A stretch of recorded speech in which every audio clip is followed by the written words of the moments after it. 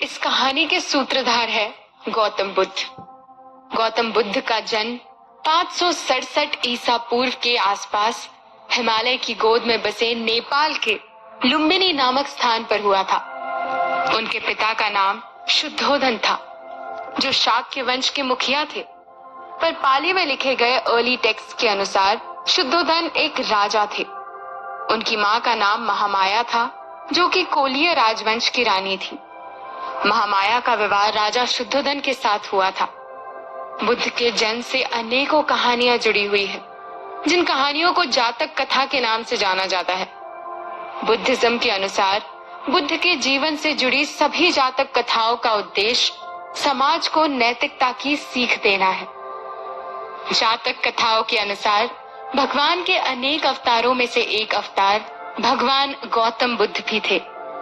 ये कथाएं बताती है कि किस प्रकार बुद्ध ने एक अवतार से दूसरे अवतार में जन्म लिया और अधिक से अधिक सिद्धियों को हासिल किया।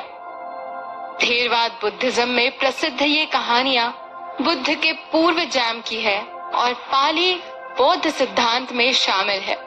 ऐसा माना जाता है कि उन्होंने अपने जीवन के दौरान अपने अनुयायियों को नैतिकता और मूल्यों को सिखाने के लिए जातक का उपयोग करते हुए उन्हें सुनाया था।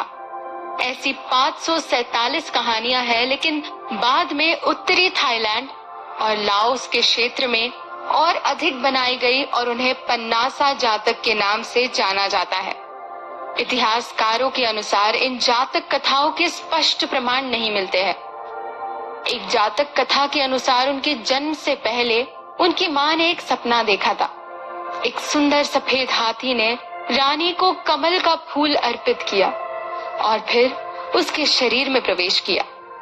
जब ऋषियों को सपने की व्याख्या करने के लिए कहा गया, तो उन्होंने भविष्यवाणी की कि रानी एक पुत्र को जन्म देगी, जो या तो एक महान शासक बनेगा या फिर एक महान सन्यासी बनने के लिए नियत होगा। उन्होंने कहा वो या तो दुनिया को जीत लेगा या एक प्रबुद्ध व्यक्ति बन जाएगा, बुद्ध। कुछ अन्य स्रोतों के अनुसार जब बुद्ध का जन्म हुआ, तो इस अवसर पर राजा शुद्धोधन ने एक समारोह का आयोजन किया। समारोह के दौरान शुद्धोधन ने राज्य के प्रमुख ज्योतिष को निमंत्रण दिया। ज्योतिष बुद्ध के शिशु रूप को देखकर मंत्रमुग्ध हो जाते। जब एक सबसे अनुभवी ज्योतिष ने बुद्ध के ग्रह नक्षत्र देखे, तो उन्होंने गणना करके बताया कि महाराज, शाक्य कुमार की दो ही गति है, या तो वो एक महान शासक बनेगा या फिर एक महान सन्यासी। वहां उपस्थित 8 में से 7 ज्योतिष ने इसी बात को दोहराया, पर उन सभी में सबसे युवा ज्योतिष और साधु दृष्टा कौंडिन्य ने कहा कि महाराज, शाक्य कुमार की एक ही गति है, और साथ ही कहा, मैं राज्य के समस्त ज्योतिषों को चुनौती देता हूँ। इस शाक्य कुमार की एक ही गति है और ये निश्चित ही एक महान सन्यासी बनेगा, धर्म विजय करेगा।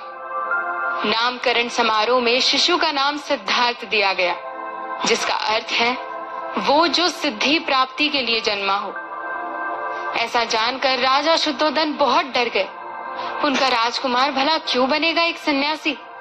राजा का पुत्र है, राज करेगा, पूरे ब्रह्मांड में अपनी पताका फहराएगा। भला आज तक कभी ऐसा नहीं हुआ कि राजा का बेटा सन्यासी बन गया हो। राजमहल छोड़कर उसके सन्यासी बनने की कल्पना ने उन्हें भयभीत कर दिया था। इसीलिए राजा शुद्धोधन ने बचपन से ही सिद्धार्थ के रहने के लिए भोग विलास और आनंद से भरे महलों का निर्माण करवा दिया था, जिससे कि उसका ध्यान सन्यास की तरफ कभी न जाए। कहानियों के अनुसार उनके रहने के लिए 3 अलग अलग महलों का निर्माण किया गया था। एक महल गर्मियों के मौसम के लिए था, जिसमें सफेद कमल से भरा हुआ तालाब था, और सिद्धार्थ वहां गर्मियों के मौसम में रहा करते थे। दूसरा महल सर्दियों के मौसम के लिए था, जिसमें लाल कमल से भरा हुआ तालाब था, और तीसरा महल बरसात के मौसम के लिए था, जिसमें नीले कमल खिले रहते थे। राजकुमार के लिए ऐसी परिस्थितियों का निर्माण किया गया जिससे उस पर बाहरी जीवन की परछाई तक न पड़े। और हो भी क्यों ना, क्योंकि शुद्धोधन जानते थे कि महलों में रहकर, भोग विलास में पड़कर, अप्सराओं के बीच रहकर आज तक कोई सन्यासी नहीं बन पाया था। सिद्धार्थ के पैदा होने के 7 दिन बाद ही उनकी मां की मृत्यु हो गई थी, जिसके बाद उसका लालन पोषण महामाया की बहन महाप्रजापति गौतमी ने किया। सिद्धार्थ राजसी विलासिता में पले बढ़े, बाहरी दुनिया से अनभिज्ञ, ब्राह्मणों द्वारा शिक्षा दी गई और तीरंदाजी, तलवारबाजी, कुश्ती, तैराकी और दौड़ने में प्रशिक्षित किए गए। जब सिद्धार्थ बड़े हुए तो उनका विवाह यशोधरा के साथ हुआ। सिद्धार्थ की पत्नी यशोधरा ने एक पुत्र को जन्म दिया, जिसका नाम राहुल रखा गया। विवाह के बाद सिद्धार्थ बाहरी दुनिया से अधिक ही दूर हो गए और राजा शुद्धोधन अब इस बात से स्वस्थ हो गए कि अब सिद्धार्थ का सन्यासी बनना असंभव है। और जैसा कि हम आज कह सकते हैं, उसके पास सब कुछ था, जिसके कारण उसका ध्यान बाहर की दुनिया में नहीं जाता। राजा शुद्धोधन उसके हर कार्य की जानकारी लिया करते और समाज की परछाई तक उस पर ना पड़ने देते। और अब तो शुद्धोधन को भी यकीन हो गया था कि ऐसे आनंदमय जीवन बिताने के बाद उसे छोड़ना किसी भी व्यक्ति के लिए बहुत मुश्किल होता है। ये सब राजा के मन के अनुसार तो अच्छा था। राजसी परिवार के हिसाब से सब कुछ ठीक चल रहा था, पर उस समय के सबसे महान व्यक्तियों में से एक सिद्धार्थ अभी समय के अनुसार नहीं थे, क्योंकि उनकी नियति में तो बुद्ध बनना था, जो कि अभी तक हो नहीं रहा था। अगले एपिसोड में जानेंगे आखिर ऐसा क्या घटित हुआ जिसने बुद्ध को राजमहल को छोड़, सुख सुविधाओं को छोड़, अपने परिवार को छोड़, कष्टों से भरे जीवन के सबसे कठोर मार्ग संन्यास को चुना।